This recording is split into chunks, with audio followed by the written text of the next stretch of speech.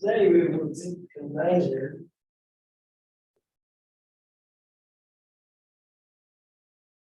I think to rectangular.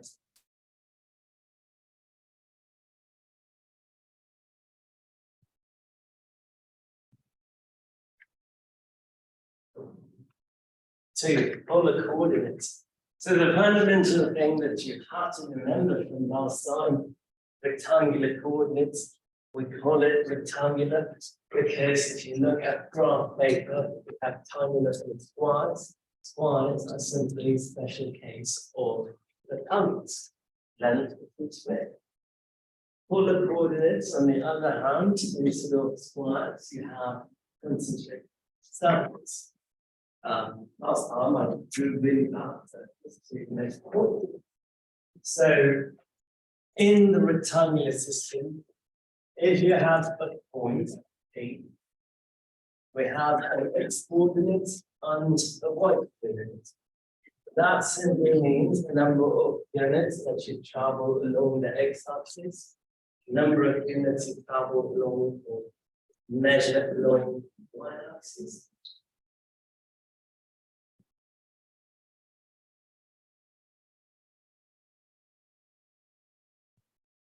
If we get to polar, the point is represented using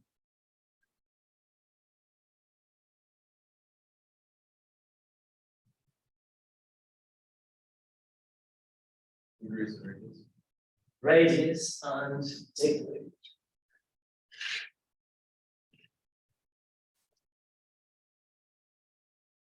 So if I consider a point, let's say, give me a point in the first order. X less than 10, y less than 10. Okay. 3, 5. 3, 5, 7, 5.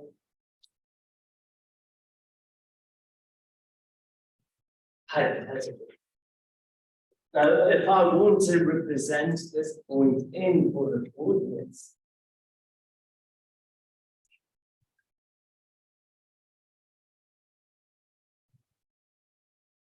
that point is at an angle with respect to 0. Do we agree? Yes. Good. What we know is a traditional unit circle.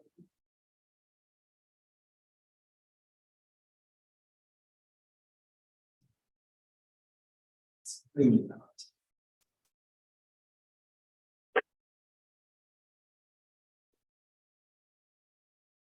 It's not any lessons. Oh well.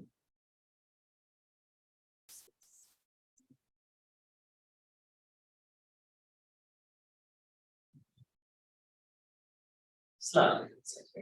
Now, that point over there is going to lie at a certain angle. Do you agree? So it is going to be at an angle. However, will it lie on the unit circle? No, why not cut it? That just wouldn't make sense. Huh? That wouldn't make sense. That wouldn't make sense. Why would it not make sense? It wouldn't make sense because unit circle, if you take a certain angle, say if it is 45, we have 1 over square root of 2, 1 over square root of 2. And by all means, I don't go past 1 at all. Right? I've moved way past that 1. So it wouldn't make sense. So it is not going to lie on the unit circle, but it will lie on a circle. That circle perhaps has some arbitrary radius.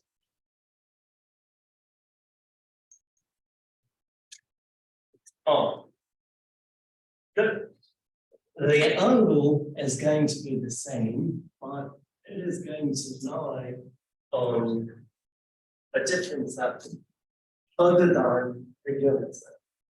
Do we agree? Yes. So how do we go from rectangular to polar?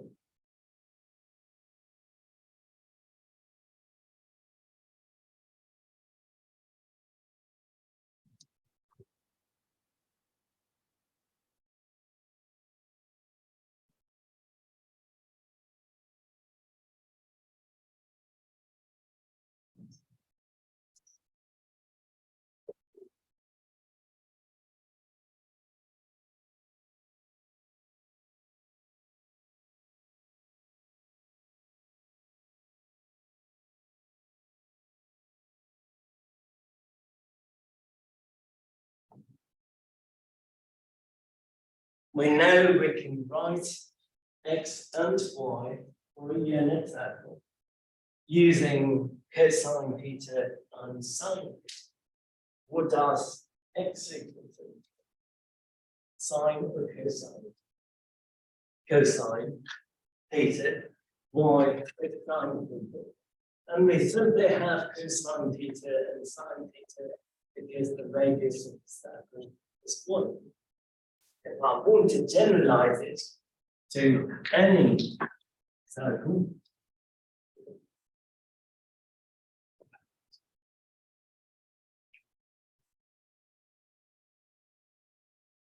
I will end up having x is equal to r cosine theta, y equal to r sine theta. Good.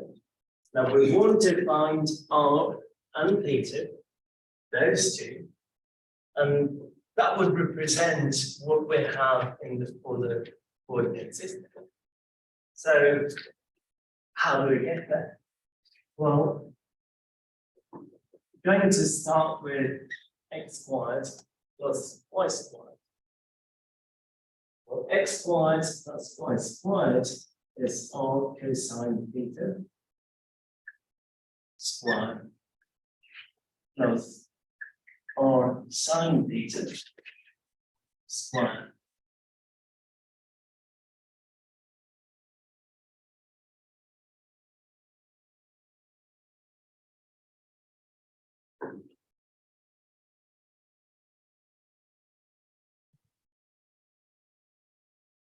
R squared cosine squared theta plus r squared sine squared theta.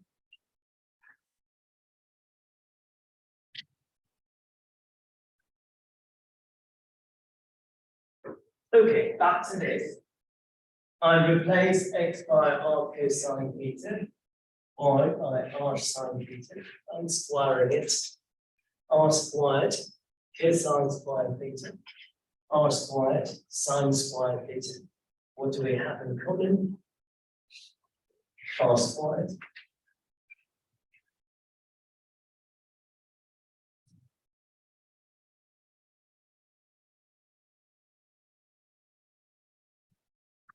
Well, who can tell me what sine squared theta plus cosine squared theta is? 1. So that would simply become r squared times 1, which is r squared. So x squared plus y squared is r squared, which should simply mean r is equal to square root of x squared plus y squared. Long time ago, maybe last week, I mentioned anytime we want to find an angle, we use one trigonometric function, and that is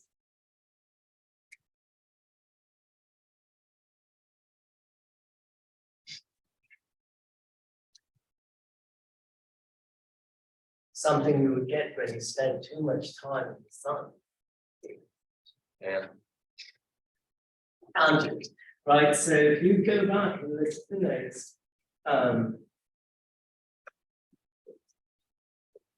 theta, the angle we found using tangent inverse of y divided by x. Sure, you can find it using sine, you can find it using cosine, but typically tangent is the way to go. Good. So going back to my example over there, 3, 5.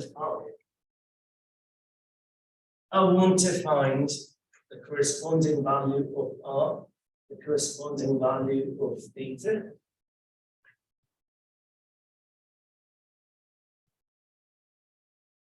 The x coordinate is 3, y coordinate is 5, which would simply mean r is the square root of x squared plus y squared.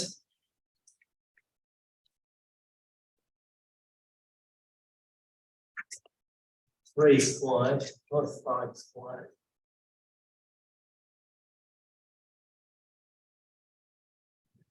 Square root of 34.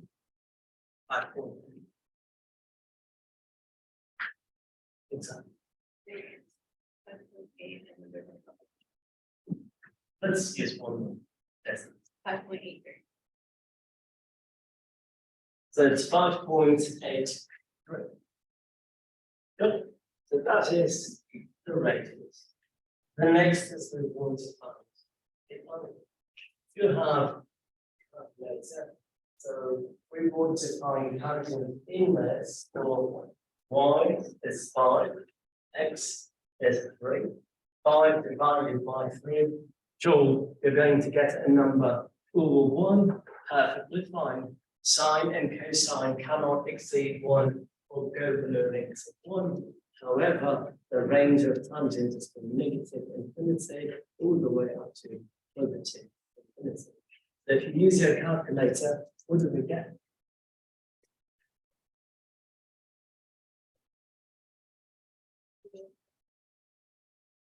Humble. Tangent inverse of 1.0. Is it in degree or radius?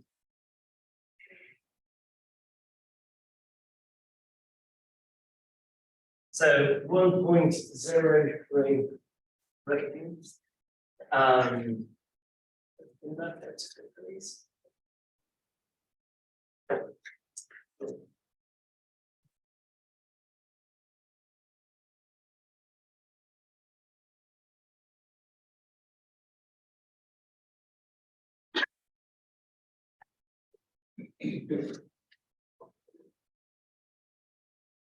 Up 59. Up 59. 59. Exactly, or like 0.0 something. Okay, approximate. Let's not worry about converting it to minutes and such. So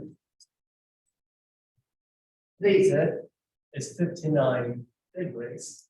So the point 3,5 in the rectangular system goes over to polar system. The radius is 5.83. So I guess if you imagine 2, 3, 4, that's fine. 6, yes. So 5 is right over there, 6 is there. I'm not drawing a full circle. So radius of 1, radius of 2, 3, 4, 5, 6. 5.83 is somewhere over here. Yes. And 60 degrees.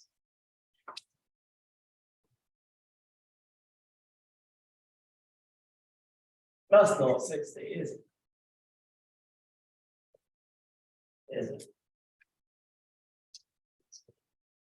No. That is 60. But maybe it is going to lie on this circle of radius 5.83-ish. Oh, that would be 6. The one in red is the circle with radius 5.83. At a 60-degree angle, or approximately 59 degrees. So that point would be P. So 5.83, 59 degrees.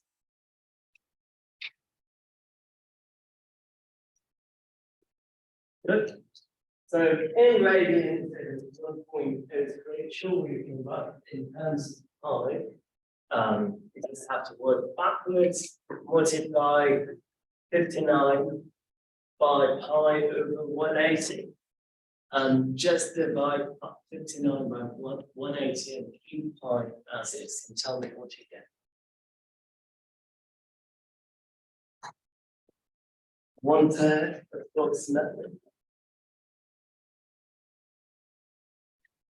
So you would get 0.327 approximately. So you can write that in radians.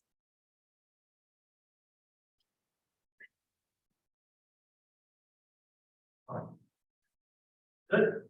And clearly it has to be less than pi over 2. Agreed. Why?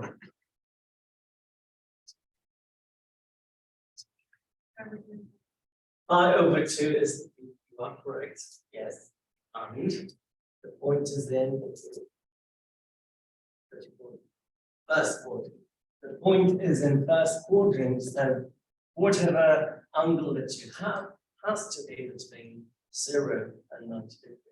90 is pi over 2, so that number has to be less than 45.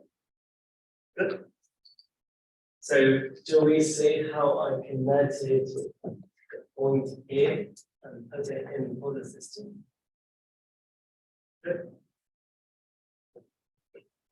Erase.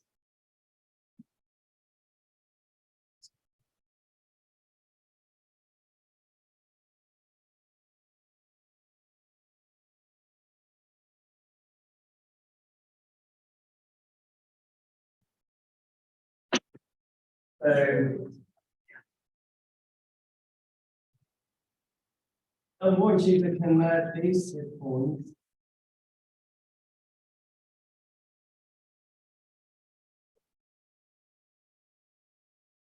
to polar coordinates.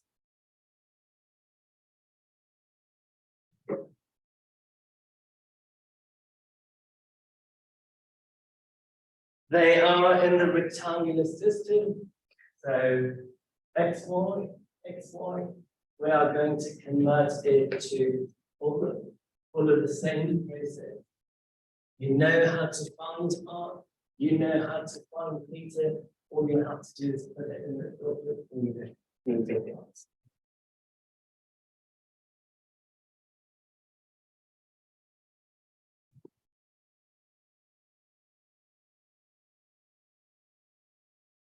So, about x and about y, the first step would be to find r. The formula for r is simply x squared plus y squared. So 1/2 squared plus 7/2 squared. 1/4 plus 7/4. 9. 49/4. 30 divided by 4. 25 over 2.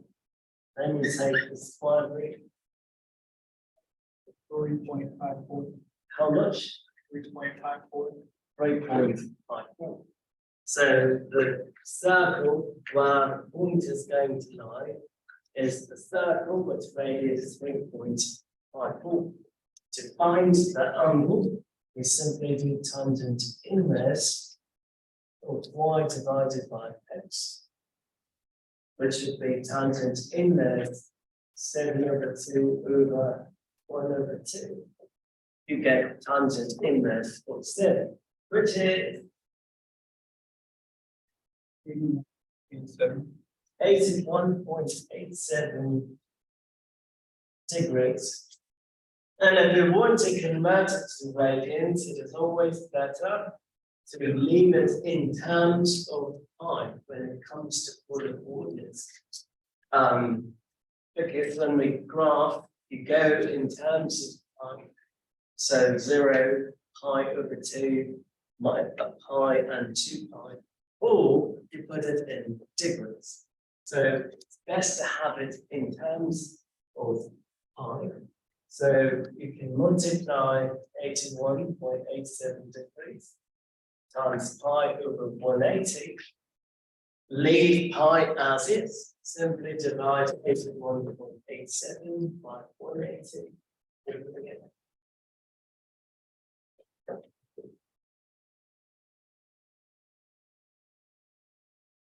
144. 409. 145. Exactly.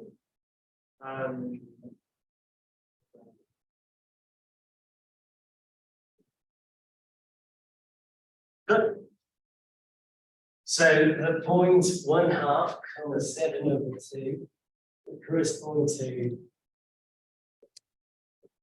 3.54, 81.87 degrees. That's that. Same, -1 squared plus 4 squared. 1 plus 16, square root of 17. 4.1. Example. So 4.12. That is the radius. The angle is tangent inverse of y divided by x. So 4 over -1. So tangent inverse of -4. What do we get? -1.33. Yeah, it's 3258. Okay. That is in radians. In degrees. -75.96.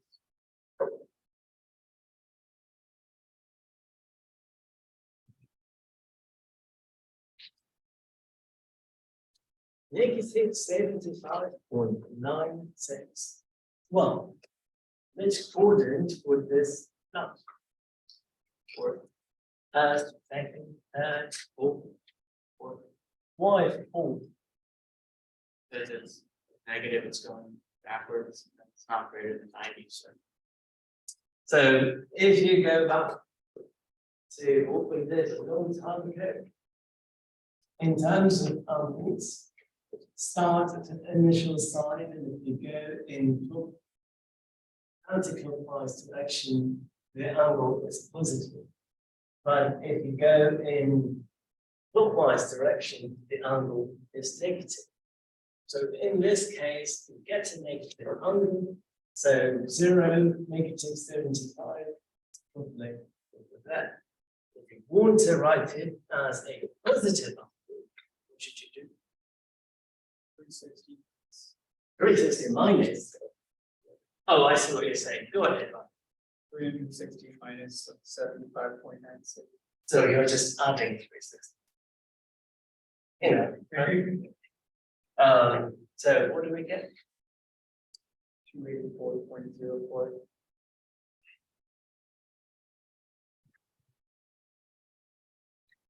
Good.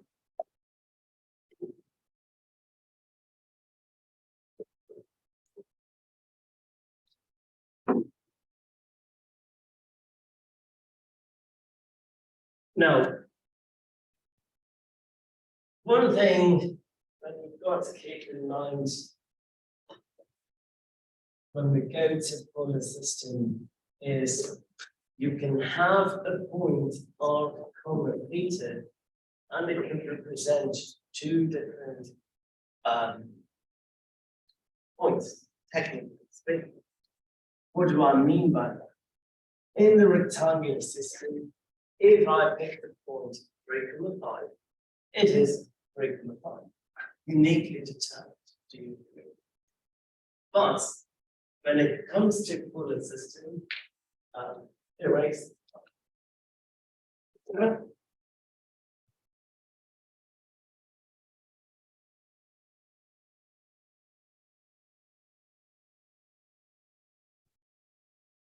I just erased it.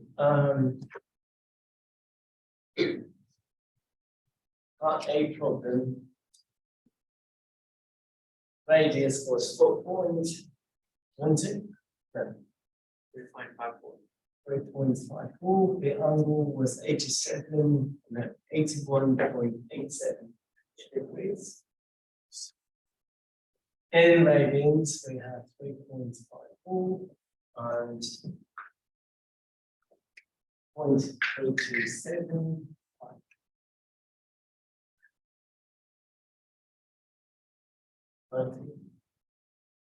Did I do that? That's for your 59 Oh, on the left. yeah, that's Point two five. this was. Okay. The 0.455 is the radius, correct? The Yes. problem with this bit, okay.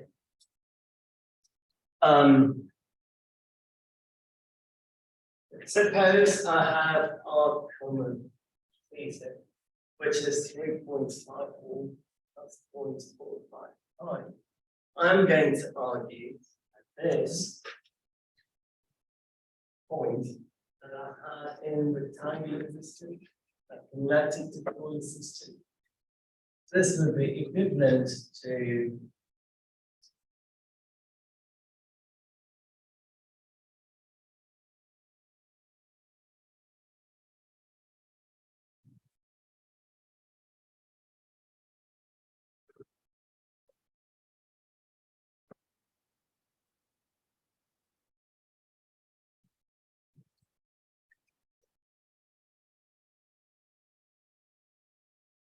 they'll all be the same. One. Yeah. That's based on probability. Is it? Well, that's what I think it is. It is based on revolution. So from here to there, I simply added 2 pi. Yes. From here to there, I added 4 pi. From here to there, I added 6 pi. So in other words,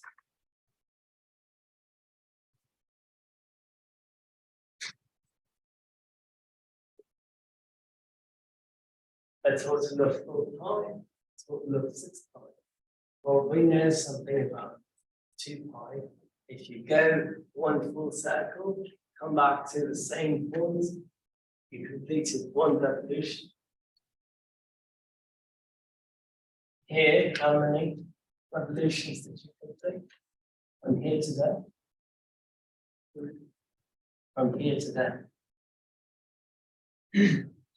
Four revolutions. Two. Each revolution is 2 pi. And the last one, another revolution. So if you want to go from here to there, it responds to the exact same point. But you're just going 3 different revolutions. Good.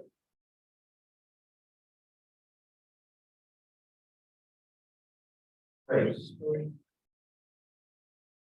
that why, like, the graphs showed us that was able to like Red and white. So I was about to get there. Remember, last time I showed a graph and the red dot kept moving back and forth over. Yes, it didn't create anything new. It just went on and on and on, back and forth on the same curve. It is because of the fact we're simply doing revolutions. Right? You're just going back and forth over and over.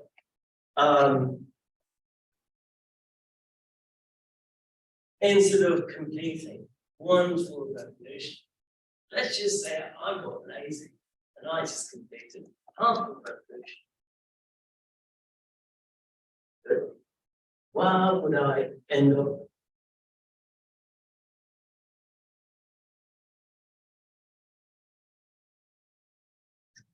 For clarity,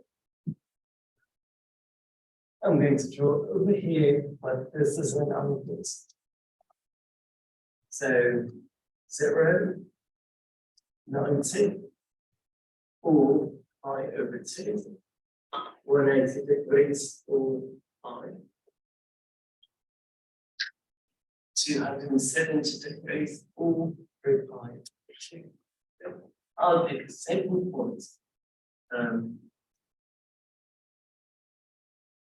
Right there. Instead of going one full revolution, let's just say I got lazy and I completed only half a revolution. While that point moved point. Good. So this point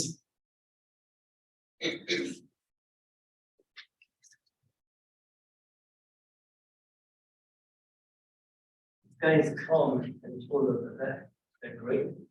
But when I moved this way, I actually moved in terms of using a circular path to move. If I was walking, imagine, on the unit circle, I'm going to move along a radius of 1. Yes? If I'm on, say, 2, I'm going to move along a radius of 2.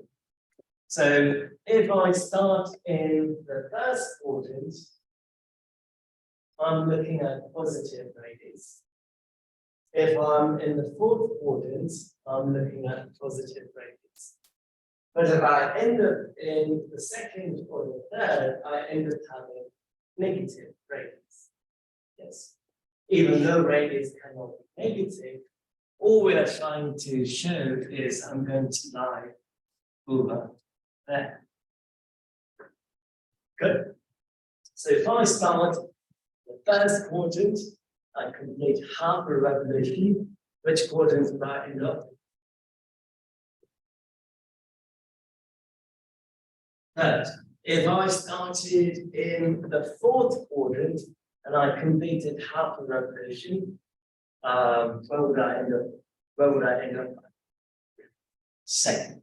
So if I'm somewhere here, I'm going to travel this way, end up there. Good. And positive radius ends up becoming negative radius. So we're not suggesting that the radius is negative, as in you have a circle with a negative radius. All we are stating is it's going to fall on this side. That's all. So half a revolution. Same.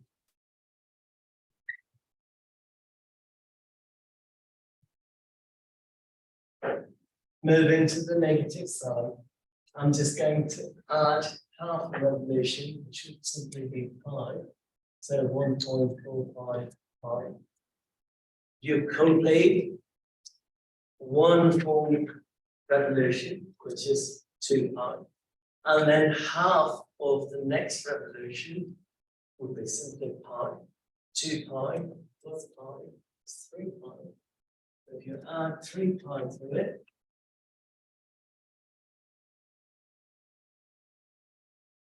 it will be negative 3.45 pi. And lastly, negative 3.54 5.45 pi. Good. So when I say half a revolution, I'm not adding half of pi, common mistake. It is half of 2 pi, because a full revolution is 2 pi. So adding pi, 3 pi, 5 pi, and so on, and I end up in the negative side. So I put negative 3 pi, excuse me, negative 3.54. So half revolution there, half revolution there, half revolution there. Plus pi. Good. So you can take the same point, 3.54, comma 0.45 pi, and represent it in multiple ways. something that we cannot do in the rectangular system. Do you agree? If I pick the point -1, it is absolute. I took one step to the left and 4 steps this way. That's it. There is no other point which would be equivalent to that point. In general,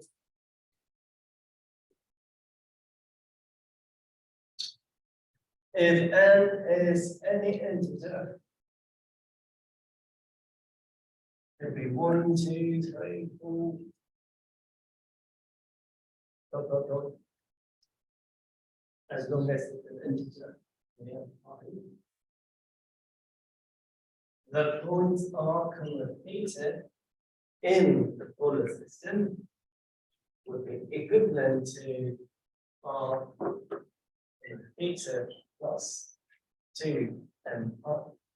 If you plug in n, it's 1 revolution, 2 revolutions, 3 revolutions, and so on. So n simply would refer to the number of revolutions.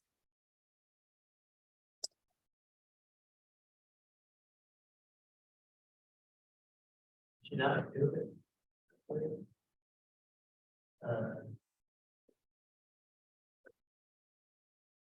Check it out. It's not. That was just that one's stupid.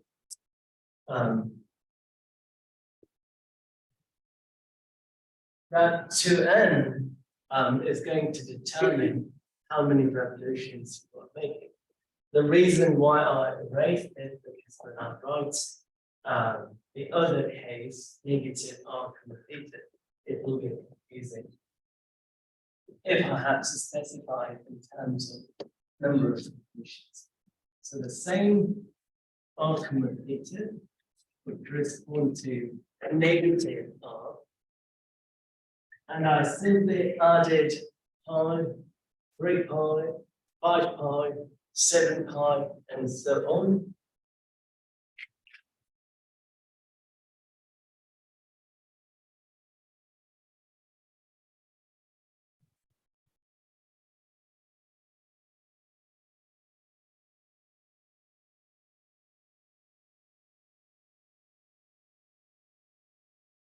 Two n plus 1 half. So I believe we are going to do sequences at the very end of the semester. 2n is the general term for an even sequence. So 2, 4, 6. 2n plus 1 is the general term for an odd sequence.